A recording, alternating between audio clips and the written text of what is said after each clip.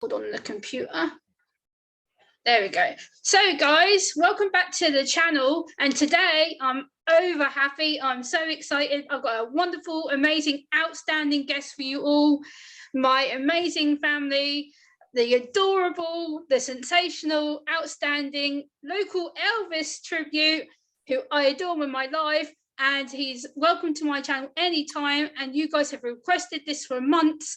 I've been getting emails upon emails and Facebook messages going, when are you going to do another video about Andy? So without further ado, I'll let the great man speak for himself. Let him introduce himself to the viewers and to people who may not know him. Hello everybody, my name's Andy and I'm a local Elvis tribute artist from Suffolk. Yes. So Andy, do you want to tell a little bit of the backstory of how we met and how we got acquainted? Yes, I believe it was in a pub, wasn't it? Yes, it was. It was in Stowmarket, if I remember rightly. Was it really? I can't recall. How long ago was that? It must be coming up for 7 years because it was when my aunt was passing away and she's been gone 7 years in September. Oh, so, right. Yeah. Yeah, so me and Andy met during a really difficult time. For you, those of you who are new to my channel who don't know, I'll tell you the kind of snapshot version. My auntie June was diagnosed with terminal cancer, and she was a really big Elvis fan. Well, still to my aunt is a big Elvis fan, you know, she's not here, but she talked and talked and talked about Elvis all the time, and it was constant one of the conversations we had. And she said to me one time, she goes, oh, have you heard this Suffolk tribute artist called Andy? I was like, yeah, I've seen him around, I know who he is. I kind of had watched snip videos online and stuff. And she goes, oh, when you go and see him? I was like, we? She goes, yeah, me, you, all the family. I'm like, okay. And we kind of got talking about Elvis and the decades of music and everything. And my auntie obviously was very ill at that point, to the point where she was quite non-verbal and everything else. So yeah, Andy helped me through a really difficult, dark time. My auntie actually died 5 days after that concert, and it was the last thing I did with her. And it kind of made me feel really happy knowing she was doing something positive, passionate, that she loved. She was doing dancing, she was doing things that made her happy, and Andy played a massive part in that. And for me, it's kind of connected me to my auntie still, and I'm still very much connected to her in that way.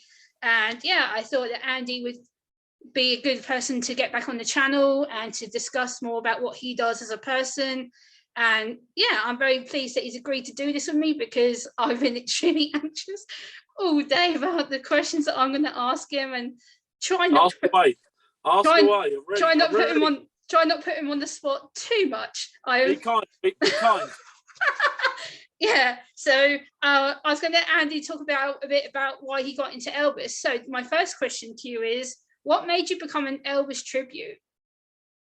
Good question. Well, I've always liked Elvis, but not really. I wasn't really a massive fan. My mum's family, my mum's side of the family, massive Elvis fans. So yeah. I've grown up listening to Elvis.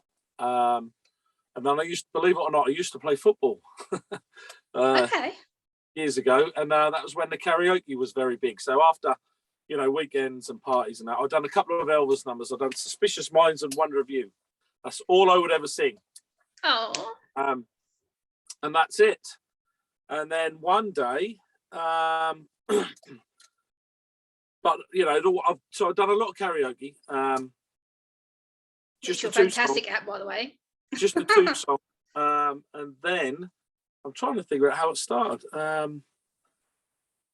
Then my cousin Stevie Mayo, he used to do Elvis, or still does, I'm not sure, to be honest. And he lives in Ipswich. And I used to go and watch him. And I thought, oh, you know, I'd like to do that, do a bit more Elvis and that. So he said he was going to help me out. Yeah. Lend me all of the PA system and the tracks and stuff. He said, you know, I'll help you out. Unfortunately, I couldn't get into his jumpsuit because I'm too big. So don't take the Mickey Gem. Not me, I'll do that. Come on. So and then some two good friends of mine, Michelle and Alf, they then took over the local pub, the Greyhound. I'm going back at least 15 years. It's got to be. It's got to be. Yeah. I'm rubbish with dates, by the way, Gemma. Me too. That's roughly about that. So Steve said he'll help me, and so he come down, set up all his gear, all his backtracks. I bought a cheap Elvis suit off eBay, not one of these, a cheap one. I looked ridiculous, but the pub was packed. The pub was packed, and I stood there like this. You ain't nothing but a hound dog. And had a really good night. And then a lady approached me to do a wedding, to do an Elvis at a wedding. I still had no gear, so I borrowed the disco's gear. Yeah. And then I've done a wedding. I wore a silly wig, which I've never worn since. So that's the only time I've worn a wig. That's probably still in the hotel in the bin where I chucked it. So I've done that, and then I've done a few more bits with my cousin Stevie. We've done a couple of shows together. Nice. And then I gradually built up my gear, my PA system, my backing tracks, all my mics and stuff. Yeah. And then it's just gone like this, And and here I am.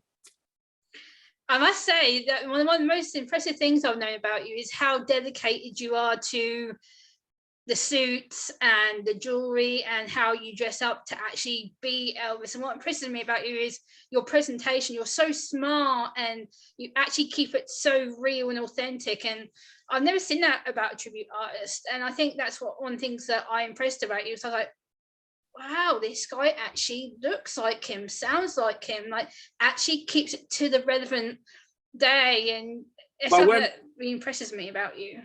Thank you, Gemma. Yeah, when I first got into it, I tried to get every suit going. I tried to get every belt, but as you get older and that's harder to keep in shape. And believe it or not, I like a little drink. Yeah. Don't we all? So, but if I can spin the camera around, right, this is right. Can you see all my clothes there? Yes, I can, Andy. Yeah. Right. So now, believe it or not, this is all suits here that I can't get into at the moment. I've got about 7. Oh wow. Okay. And then, yeah. So I used to enjoy wearing the suits, and these are all the belts. Oh my! Wow. Nice. So I used to love wearing the suits.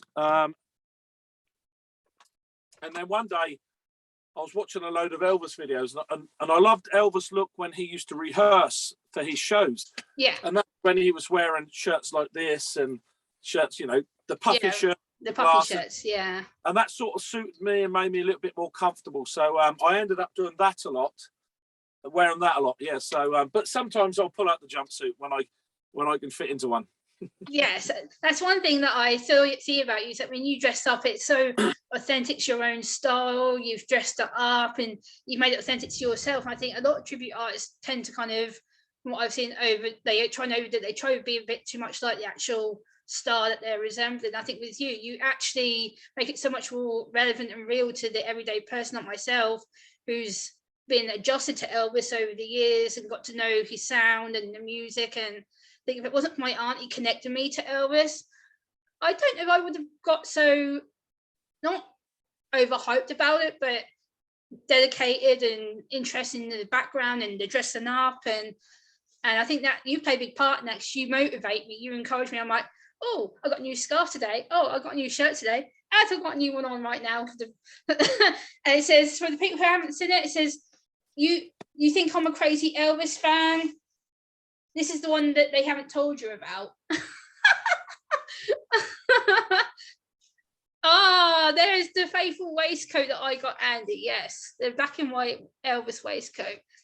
Andy is very special to me, as a lot of people know. You guys who are new to the channel, Andy's been helping me with a lot of my autism and mental health work that I do in the area. And that's another big passion that Andy has for me. And I don't think I could honestly do what I do without him. And he's just an absolute amazing, dedicated person.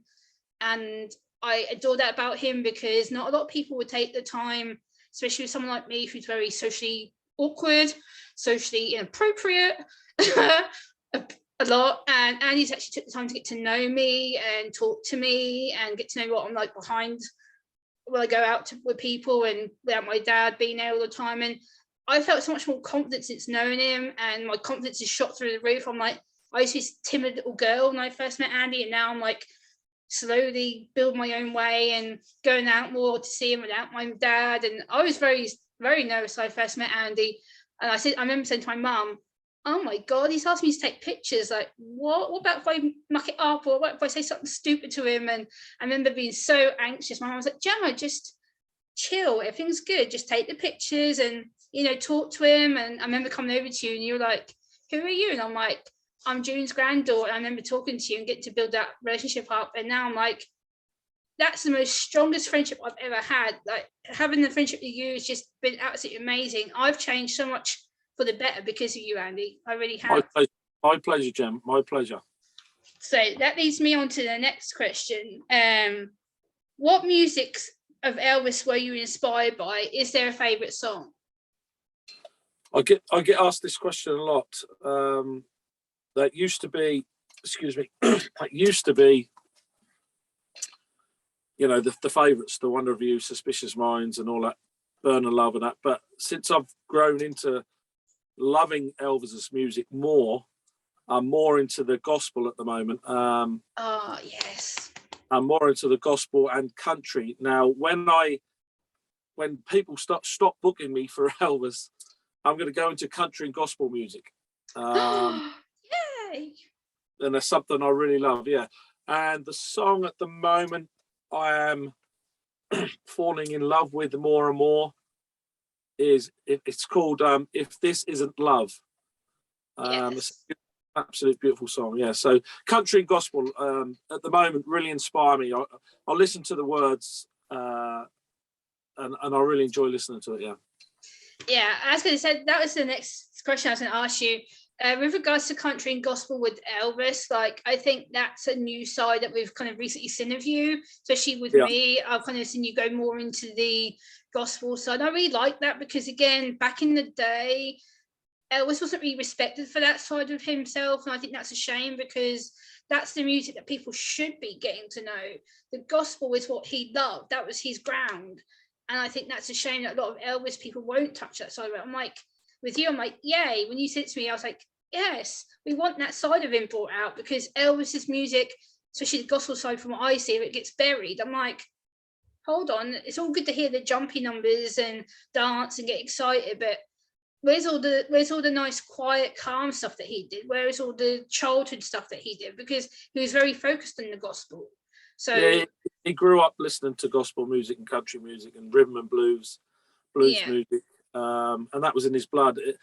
If you watch Elvis's documentaries and you know, after the shows, he would stay up most of the night, morning, just singing gospel music around the piano.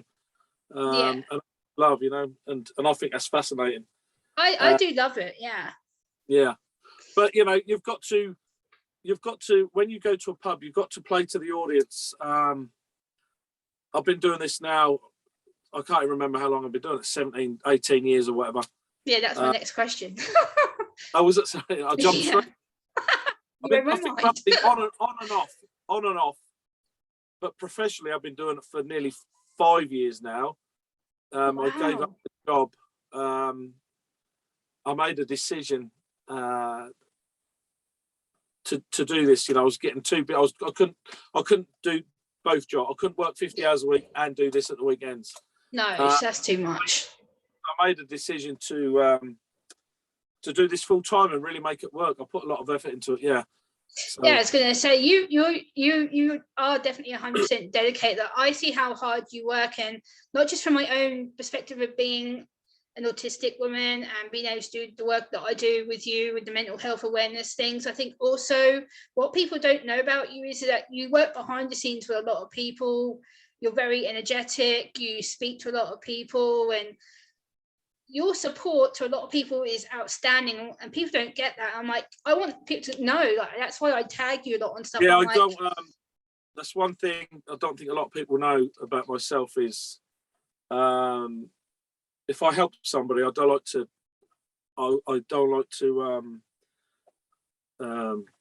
what's the word I'm looking for? Public praise, affection. Yeah, perhaps. Yeah, I like to just do it. You know, I'm not looking for I'm not looking for medals and that sort of thing. If you know, that's all.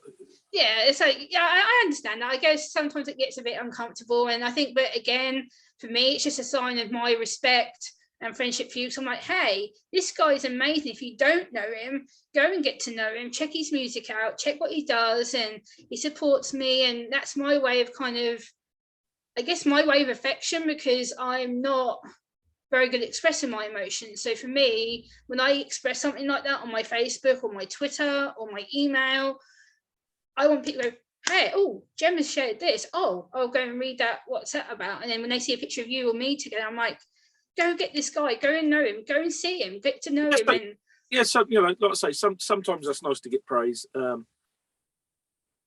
If you do something nice, but yeah, I generally try and keep it, you know, yeah, just with the family and stuff like that. So yeah. The next question I was going to ask you is, when you perform out in public and you're going to pubs and clubs and things like that, what are your favorite songs that you like to do, or do you not have any favorites? I have a basic set list. So I have a basic set list for set 1 and set 2. So I try and get everyone tapping their feet in the first set, maybe get a couple up dancing with Don't Be Cruel, All Shook Up, Teddy Bear, Stuck on You, Fool Such as I, Mess of the Blues, Western Union, Devil in Disguise, all them sort of songs that people, if they're not, you know, ready to dance, they'll sit there and tap their feet. Yeah. And I'm lucky now that I've got a fantastic support group, support of friends who come and see me. And when I play certain songs, they'll go straight up on the dance floor. And that encourages other people to get up. So I'm very, very fortunate with that. Yeah. And then the second half, I'll do more of the later stuff, the 70s stuff, the Vegas stuff, Suspicious Minds, Wonder of You, Johnny Be Good, Viva Las Vegas, and all that. Oh, not Viva Las Vegas, all that sort of stuff, you know? Yeah. That's the thing about you. Yeah, that's the thing I love about you, because like for me, I was very nervous when I started going out to gigs on my own, especially after getting through everything that I went through, the diagnosis. It was kind of like, oh my God, like I've missed out on so much. And then getting to meet you and your wonderful wife as well, the sweet Nikki, love her to pieces, and all the Elvis crew obviously as well. I found my space where I'm actually accepted for once. I don't have to feel I have to put this big mask up and go, ooh, because I've had to do that so many times. That's how it should be, Jem. I look at you just as a lovely young woman. I don't see anything different. No, I know that. It's like for other people who may see it differently, and they think, oh, she's a bit socially weird, or you know, people with disabilities who think, oh, I can't do it. Then they need educating, Gemma. Yes, which is why we do it, isn't it, Andy? We do the best that we can. We do, darling. Yes. Talking of favourite things, the next question I was going to ask you is, what is your favourite costume to wear and why? Oh, I've never been asked that one. Good question. Very good question. That was from my nephew. He actually thought that last night. Very good. What's his name? Kai. Very good question, Kai. Cool. That's a good question. We'll have to think about that. Now, I've got to be honest, my favourite, I'll tell you what I'm going to do. I'm going to give you a favourite of costumes when I'm singing, the genres of it, okay? Okay. So we start with the, if I'm doing an early set, 50s, 60s. Yeah. I like to wear black trousers and this sort of jacket. Oh, I love that. Yes. Yeah, that'd be my, and I'm really comfortable in that. And then if I'm doing like I call it like a proper show. You always do a proper show. Well, they're all proper shows, but if I'm trying to recreate Elvis, I love wearing the 68 leather. Oh yes, the black face leather. Oh yes, the black leather set, which is fantastic. And then we go to, so they're two of my favourite costumes. Yes. But I must admit, I do enjoy wearing shirts like this.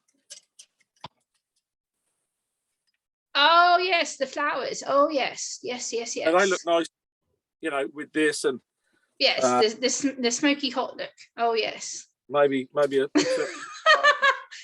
Ah, the hot. Yay! There's the famous sunglasses. Oh yes. so yeah, and then if I'm on stage, I always have to wear a jumpsuit. So that'll be Yeah. the only one I can get in at the minute is this one. Oh, the white one. I love that. Yeah, That's so awesome. and I enjoy wearing them all, but my favourite, I'll pick a favourite. I'll say the 68 leathers. Yes, I was going to say the leathers is the one that I see the most in. So the 1968 comeback special. yes, I did watch that on YouTube. Actually, I did do a bit of research, and I did watch a documentary the other day, which I was fascinated with, which was a documentary about him being part of this supposed Memphis mafia group, if they want to call it that. It was fascinating in the way he dressed with the open shirt and the little colourful scarves. And that's another thing I love about you. You always like dress up with a scarf. So like you inspire me to do my scarves. Like I go through website after website after website trying to find scarves and shirts and jackets, and I love it. It's great. Yeah, I've got a friend of mine that knows a friend who makes them for me. So I go through loads of scarves. Yeah, like that, you inspire me to actually dress up. Like I actually feel really confident when I put on my outfit. It's like I turn into a different person. It's like I go from being this not shy, but I guess withheld person to then when I put on the actual outfits, my t-shirt and the fake leather skirt and the little jackets, and I'm like, no, Gemma, now you're this confident Gemma, and I'm partying, I'm enjoying myself, I'm expressing myself, and I'm like, and people are like, Gemma, but you weren't alive when Elvis was here. Like, how? I'm like, doesn't matter. Like, I know him now. I know the sound. I know the attire. I know, and I feel better about myself. I'm sitting here right now. I'm like, I'm the most confident I've ever been. Like, good, lovely to hear. I love it. Like dressing up like today. Like I picked 2 different outfits. I was coming and hard which one to wear, and I'm like, I really don't know what to wear. And I'm like, oh, actually, let me go through my box. I'm picking outfits. I'm like, yeah, I'll wear this one. I'll put on the American flag scarf. I'm like, yeah, I'm good. So I dressed up, especially for you, Andy, for this chat that we're having. The next question is, what is your favorite Elvis jewelry, if you have any? That's got to be the ring that you bought me, the TCB ring. Yes, I don't know if you have other pieces of Elvis jewelry. I do. I have show costume jewelry. Yes, and I only wear that. excuse me, when I'm doing a theatre show. So when I'm wearing the jumps, I've got chains and everything. Yeah. But the ring, my favourite one is the silver TCB ring you got me. Yes, for those of you who don't know, I often get Andy little gifts. I know Andy sometimes says to me, Gemma, I'm like, what? And I like to treat him. That's kind of another way of my affection and friendship towards Andy. I love to get him little gifts. Go, oh, this will go with that suit. Oh, this might go with that. And I just like to pick and choose little things that I think Andy will actually suit, because he is a very special man to me. He's not just my friend, he's my family. Him and Nikki are my family, and I'm very attached to him. I love him to pieces. He knows I'm really fond of him. And people will often judge me and go, oh, you're a bit weird. Why would you do that? I'm like, because to me that's normal. That's not weird. I like treating people, and whether that's buying stuff or suggesting stuff, and I'm like, it doesn't matter to me. That's my way of friendship. Like, I want to support Andy by buying him a little ring or buying him a scarf or a jacket, whether it be that, it doesn't matter. It's like, I like to make him feel good, and that's my way of doing that. I like to have him something new, so he can go out and goes, oh, Gemma, look, I wore this. Oh, look, Gemma, I'm wearing your ring. And to me, it makes you feel good, because every time I see him, I'm just like, oh, he's wearing what I bought him, and it makes me excited. It's like I get happiness out of it. So I appreciate it as well, Gemma. Thank you. I know you do. It's all good, Andy. Like the next question I was going to ask you, where am I here? How do you feel about the social media support that you get? Is there any positives or negatives that you can describe? Yes, I can. I get a lot of positive support, which I'm very thankful and very lucky. I've got a very good network of friends and followers. Yeah, so, and like I say, I would say, as in every walk of life, Gemma, Yeah. there's always positive, there's always negative. Oh yes, yes. Don't we know? And so a majority of it is positive, but you do get the odd. I mean, I'll give you an example of how some things affect me personally. Yeah, sure. When we had the lockdown, loads of other tribute artists around the country, not just Elvis, other tribute artists were doing Facebook lives, the live feeds. Yes, you were. Yeah. For them, especially the professionals who were doing it for a full-time living, they lost as a lot of people did. But I'm just talking about my industry. You lost everything straight away, and you were the last ones back. Now, so a lot of people like myself was doing Facebook lives. Yeah. Now, I remember doing a few Facebook lives, and I was watching lots of lovely comments, lots and lots of lovely comments. Then there'd always be one or two. Now, when the show finished, and not a lot of people know this, I would go downhill because I would only focus on the two negative comments. And that's me. I don't know why. And then that triggered a few issues for me over that period, along with COVID and health issues, but that didn't help. But that's something I've got to learn to ignore. Yes. I've got to ignore the negative stuff. Yeah, I think me and you both, especially being public figures as well, that's another question I was going to ask you, lean onto this. Being a public figure, I don't know how you feel about it, but for me, it's like you're responsible when you show your face out in public and you talk to people and you're meeting, greeting, getting to know people. I'm scared that if I slip up, I'm like, that comes back on me, because it's like, Gemma, you've gone out there and put yourself out there. So I don't know how you feel about it. I don't know. It's a hard thing to. Yeah, I mean, the comments I would get is, it's not when I'm out. I mean, it's the keyboard warriors, I call them. That people got nothing better to do than to try and upset somebody without actually physically meeting them or knowing them. Now, I've got to say this, Gem. I'm not trying to be Elvis. No one ever will be Elvis. No, of course not. We're just trying to keep his music alive. And I'm fortunate enough to be busy enough to do this full time, which I absolutely love. It's a dream. It's hard work, but I absolutely love it. And to a degree, you've got to take certain amount of negativity, because there are a lot of jealous people out there, unfortunately. Of course there are. This is the thing, that with us, we are considered public figures. We are people who are public facing. We go out, we overcome challenges, and we overcome situations that are hard for both of us. I know with you, you've had, like you said, with your health issues and with COVID lockdowns and stuff, that affect both of us. I know with you, you're very, very good with me about that. And I struggled really difficult, especially with the second lockdown. Oh my God, you and your Facebook lives were the savior of my day. I was bad down. I cried all the time. I withdrew a lot, and I think without you being there and Nikki constantly reminding me that I'm better, I'm stronger, I'm like, I can do this, I can face it. But oh my God, it was such a challenge. If it wasn't for you two and the Elvis community, I would have been screwed.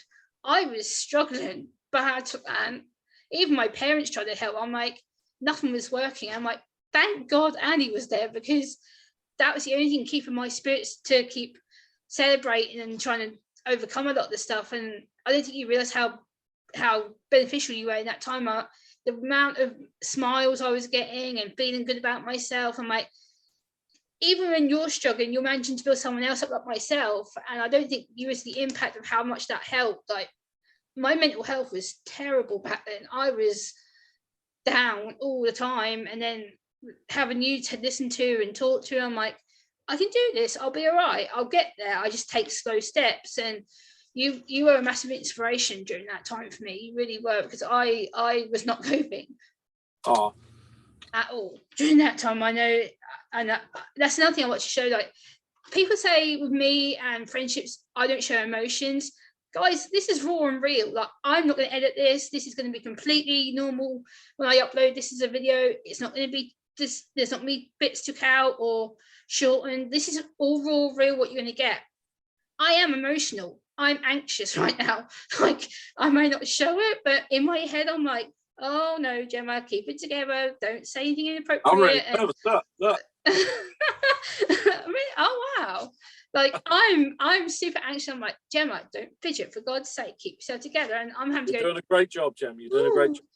And scripting is another thing that Andy knows, that I script a lot of my stuff. Like, I wrote this script literally 3 days ago, like going through all my ideas in my head, the theme, the agenda, the questions, and I rewrote this script 4 times. I've literally gone, bad question, no, not relevant, no, and I've had to go tick, tick, oh yeah, that's good, that's relevant, that's good, no, Gemma, scrap that, and then I'm having to rewrite it. A lot of these questions were actually thanks to my nephew. He actually sat here with me yesterday and he's like, have you got your questions ready? I'm like, yes, no.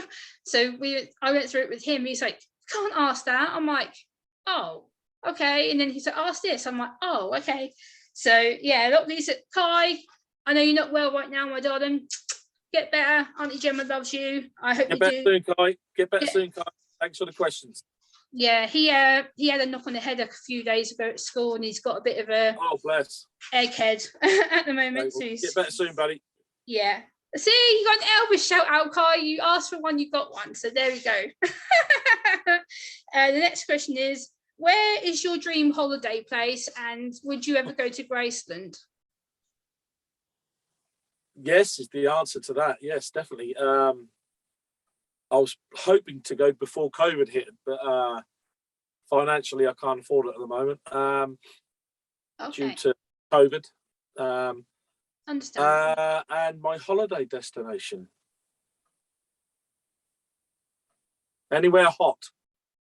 Yeah, I thought I'd ask a question that would kind of trick you a little bit. I was like, I'll ask about holidays, and I'm like, I'm going to see what he says. I'm happy. Yeah. So another question I've got to come up is, what do you think about the upcoming Elvis biofilm? Good question. Yeah, I'm really looking forward to it. I see on Facebook, I see a lot of people in the Elvis world saying, "Oh, we don't look like Elvis." Oh, it's the.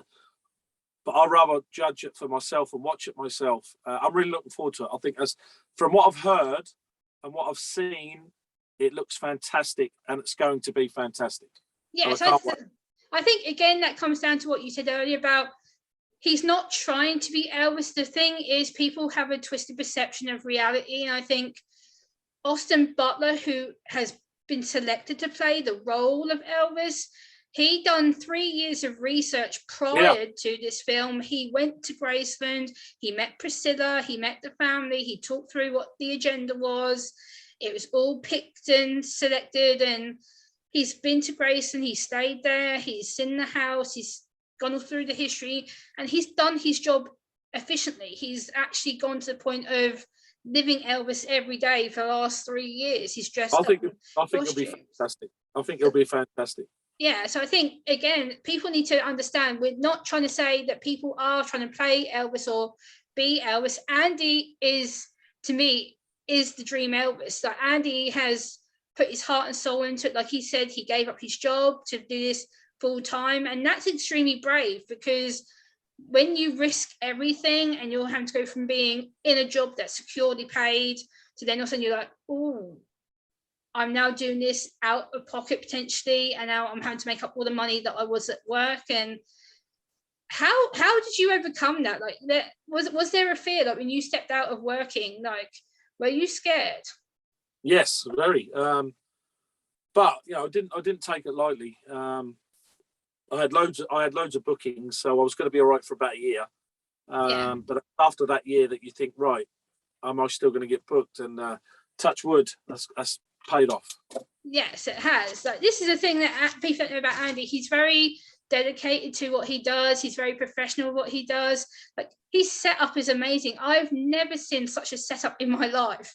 If you go and see Andy as much as I do, all the lights, the microphones, the staging that he does, it's amazing. Like, you would think you're walking into Elvis's world. Like, you wouldn't think that it's all lights, camera, and it's not. Like, you walk into Andy's world of Elvis, like, you are in that zone. You are with the American flag stuff, and and Andy's just Elvis to me in every way. Like, the way he presents himself, the way he talks to people, and he's so sociable. And for people with disabilities and mental health issues, from my own perspective, please, if you do one thing this year, go and see Andy, go and get to know him, because he will be your biggest advocate supporter. Trust me.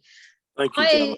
I've had 7 years of amazing friendship with this guy, and he's not just my friend, like I said, he's my family. And he doesn't, this is the thing I want to get at it, he doesn't treat me like my label, and he makes me feel like I'm a human being again. I don't feel like I have this big label been around my head all the time. And when I'm in that Elvis world, I forget that I'm autistic. As sad as I have to say that, but I forget that I have the issues that I do with my eye contact or my body language, or the fact that I can't express myself a lot in the right way a lot of the time.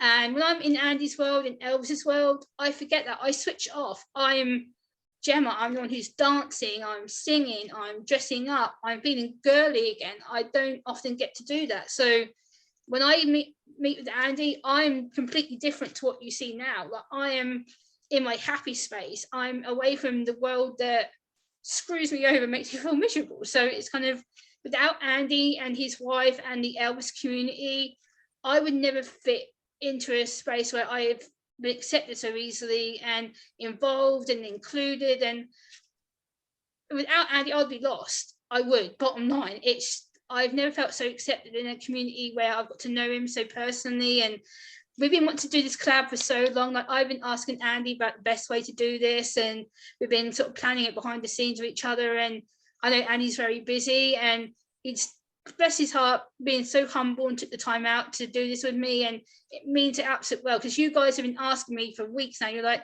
Gemma, when you get Andy back? I'm like, guys, chill, he's busy. Like, you know, he works all the time, and I don't want to overwhelm the poor guy. And, you know, I know he means the world to me. I know he does a lot for me when he can. And I said, you know, I've been tweeting about you today, Facebooking about you. I've been talking on the phone to people. I'm like, come and meet this guy.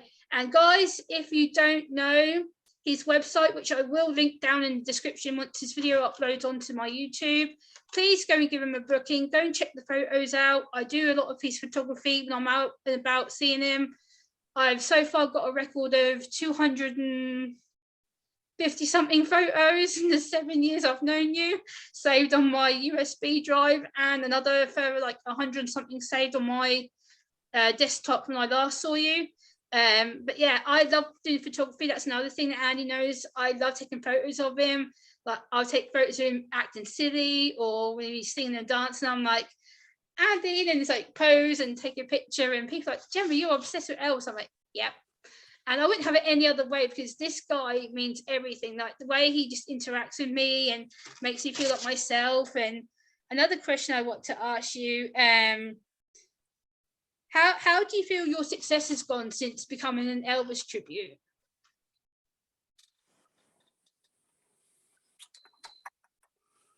Good question. I would say I've been successful as in keeping busy. Competition wise, I've only entered 4 competitions. Yes. I won 1, come runner up. No, 5 competitions. Won 1, runner up. Made the final 8 in 1. Made the finals in the Europeans. And the last one we won't talk about. Yes, we're not going to go there. Yeah, the last one. I'm not going to go there. I've only just got over it, so leave that one. Yes. But success. I judge my success on everyone still wants to come and see me, which is fantastic. I've got fantastic support. So yeah, I don't look for trophies and things like that. No, you don't. They're nice if you enter a competition, you win. It's fantastic. But of course, at my age of you're still young. Be quiet, you. I've got to be very grateful. I've got to be very grateful that I'm in this position. Yeah. So yes. When I hang up these,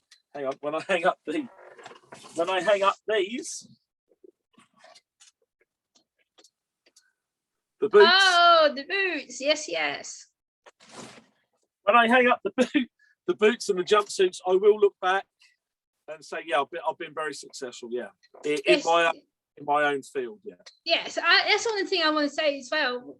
Andy has been so mega successful, he doesn't even realise half the things that he's done to help other people. I know I touched on it earlier with myself, but the support he gives you when you get to know him and spend time with him and being in the Elvis world and Elvis community, you forget everything that you're worried about. Like I switch off from being that anxious, panicky, stress head every day that I go through because of my challenges. But when I go with Andy and I see him and I muck about with him, I'm able to be silly and go from being this panicked to nothing matters, because I go into a world that I'm comfortable in, I'm accepted in, and his support is amazing. Like, he'll be the best friend that you ever have, trust me.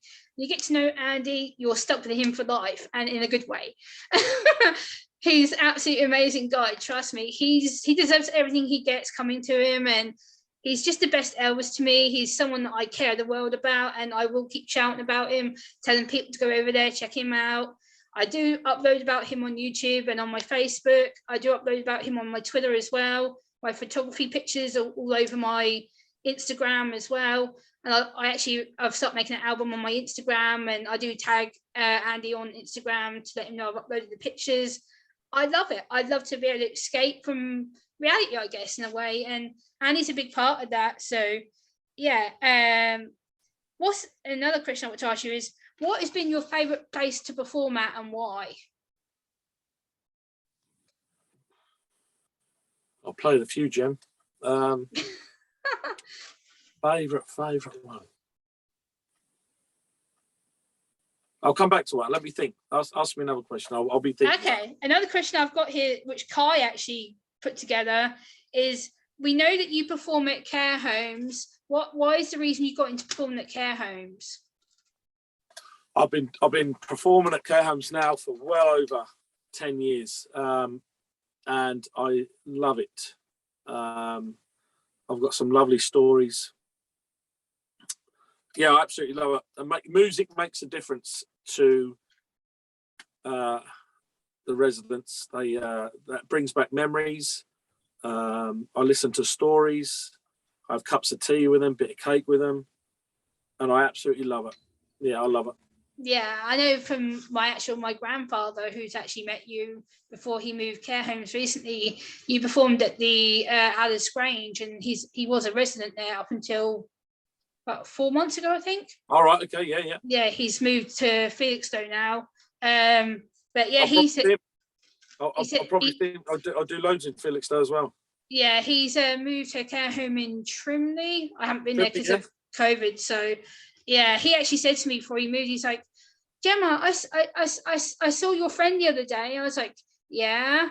I said, Elvis was there, weren't he? He goes, yeah. He goes, where were you? And I'm like, Granddad, I can't just turn up at your care home because Andy's there. He goes, well, you should have said you were visiting me, stupid. I'm like, Granddad, like, I can't just turn up at your door in your bedroom and go, hey, I'm here for Elvis. Like, I'll chat to you for like 10 minutes or whatever. And then like, that's not what I'm about. Like, if I want to see Elvis and I want to see Andy, I will go to any pub, any club where he is. And like, the care home is a different environment because you have to be very careful with being around people and that kind of stuff, especially with residents who, my granddad has dementia, advanced dementia, which is, yeah, difficult. But again, Andy does a lot to cheer the residents up because it's bringing that decade of music back to them. It's bringing the memories of being young and talking to youngsters like myself who are very ignorant And I can say that because I am a very ignorant person in many aspects.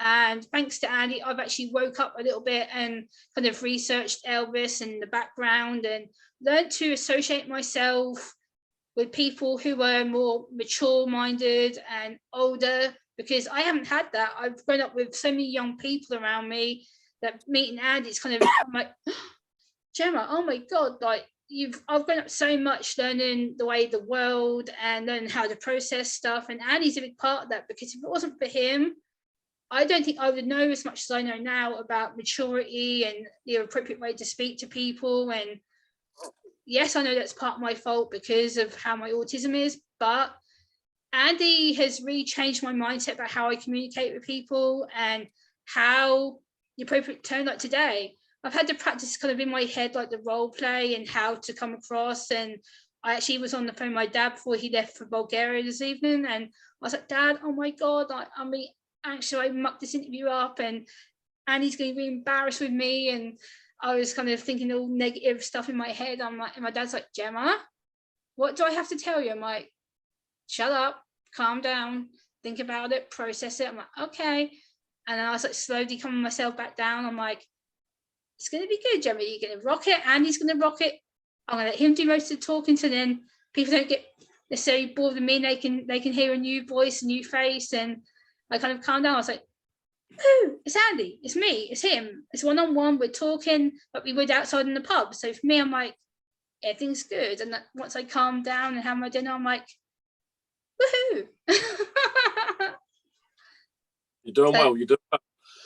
I've had to learn to, like, this is another thing, like trying to not fidget as much and trying to keep myself on the screen and looking up at the camera. And I had to practice like 3 or 4 times. I'm like, look up, Gemma, look up, Gemma. I'm having to make sure I make eye contact with the camera on the screen. And for a lot of people, they're like, oh, why does Gemma not do that? Why can't she look at people in the face? I'm like, that takes so much practice. Like even me and Andy, like as much as I love him and I'm able to associate with him, I still can't look at him in the face. Like right now, I know that I'm looking at the side of his face, because I know if I look direct in his eyes or I look directly at, I'm like, oh, it's like, to me, I'm like staring into his privacy. And I'm like, no, Gemma, you don't want to do that. So it's kind of like, I'm trying to keep that barrier myself. You know, I know that's silly because I'm like, Gemma, it's across the computer. Yes, but it's still boundaries. It's still, you don't want to appear like you're going to freak someone out and go, oh, hi. It's kind of, it's difficult. So Andy's really good at me with that, because I've learned to socially do that, and being out in the community has helped me to, I guess, talk properly. And so that's always good. When was your first passion for Elvis realised? Like, I know we touched on it briefly at the beginning, but when was your first actual passion that you became Elvis interested? When I learned new songs, yeah. When I could sing new songs, yeah. I found a new passion, and I wanted me to learn new songs, yeah. So, yeah, learning. I mean, now I'm still learning new songs now. Yeah. But the passion come from listening to Elvis when I was younger at my mum's house, to karaoke, to always having Elvis there, sort of thing. Yeah. You know, background, to actually now doing it. Yeah. So, yeah. Yeah. Learning is my passion. Yeah, I think that kind of helps with, like you say, having family. For me, that was my Aunt June is the connection to Elvis with me, because she kind of started playing Elvis around when I was young. Like she married my uncle when I was like 8, 9. Yeah. And she sort of started playing Elvis. Even at her wedding, they slow danced to Hound Dog. I'm like, what a weird choice of song. Like, why would you slow dance to Hound Dog? How, what? And then as the night went on, they were starting to play more Elvis. I'm like, hold on a minute. It's kind of become a common theme with her. And then I didn't realise how big an Elvis fan she was till I went to her bungalow. And oh my God, I walked into their bedroom and half the bedroom against the wall was Elvis shelves. I'm like, oh, okay. And that kind of piqued my interest. And now I have half her stuff in my bedroom, and that's where I get the fascination from. I get the dressing up and the Elvis genre and the feeling good, the confidence. And like I said, Annie's been a massive part of that with me. And especially with obviously the mental health side of stuff as well. So yeah, guys, if you don't know Andy and you're local, you're Suffolk or Ipswich or the surrounding Suffolk border, go and check his website out. I will link his social media in here as well. I'm sure Andy, if he wants to talk about anything else that's on his mind, if he wants to, if there's anything that you want to point out, you've got any questions for me, Andy? I don't know. No, just keep up the great work, Gemma. You're fantastic. Keep doing it. And I just want to say thank you for your kind words as well. Always, Andy. Really do appreciate it. Yeah. I say Andy as well. Another thing I'm going to shout out for Andy is recently Andy did me a really, really, really, really big favour. Well, two big favours actually. One, when he performed at the Brickmakers Arms, once we were allowed to mix up again, Andy, bless him, made me emotional. I think actually it was how emotional I got that night. But Andy did me the most biggest self-promotion to get me near my 4.3k, and as of 2-3 days ago now, Andy actually got me over my 4.3k by 12 people. So thanks to Andy in the Elvis world of the Elvis community, the most faithful community I've been part of, I've actually just hit that twice and it stuck. So Andy, without you, I wouldn't have done that. Well done you. You do all the hard work. It's down to you, not. Well, it is down to you, because let's face the fact, she was the one who was pushing me and promoting me on the social media, the Facebook, and you do all the hard like work. That. So yeah, we both do. Well, we both do. Like you as well. Like you do a lot of hard work, not just with the Elvis stuff, but like we said before, not a lot of people know Andy's very mental health based broker. It's like he's always been supportive of mental health and disability, and you need to see this guy. Trust me, if you are in the disability community and the autistic community, please do yourself a favor, come out of your shell, go out with your parents, carer, support worker who you've got, come and see Andy, and trust me, you will forget everything that you're worried about. Trust me. Like Andy will be there to support you and make friends with you, and he'll just take you into a whole world that you didn't even know existed. Like I've completely escaped my reality to the best thing that I've ever been in. I dress up, I feel different, I'm more alive, I feel more magical when I dress up with the shoes and the scarves. But today I went to the shop fully dressed up in my Elvis outfit because I knew I had to go to some groceries. This guy actually whistled at me. I'm like, look around, I'm like, what the hell? And he goes, Elvis chick. And I'm like, yeah. I'm like, I'm interviewing an Elvis tribute tonight. He goes, you're doing what? And I'm like, I was talking to him about you, and I was in Tesco's at Vauxhall Road talking about you actually, and all the stuff like Andy Ottley. Yeah, we know who he is, and look, we've got one of his cards over there on the wall. And they were literally like pointing to your card on the wall, and I'm like, that's who I'm interviewing tonight. They're like, how do you know him? I'm like, long time friend. Like we've been friends quite a lot of years, and they're like, oh yeah, there's his card over there on the wall, and they were literally like pointing at it. I'm like, this is brilliant. Now, when I went to the chip shop to get some chips for my dinner, and again I was chatting to the chip shop owner, we were having a laugh and joke. Goes, you're interviewing Andy Ottley? I'm like, yeah. And then I turn around, there's a poster of you on their wall, and I'm like, damn, Gemma, like what the hell, 2 faces in like 2 hours. I'm like, that's crazy. I'm like, see, that's how much you're loved. People know you. Like every time I've gone out today, they're like, oh, you know Andy Ottley? I'm like, yeah.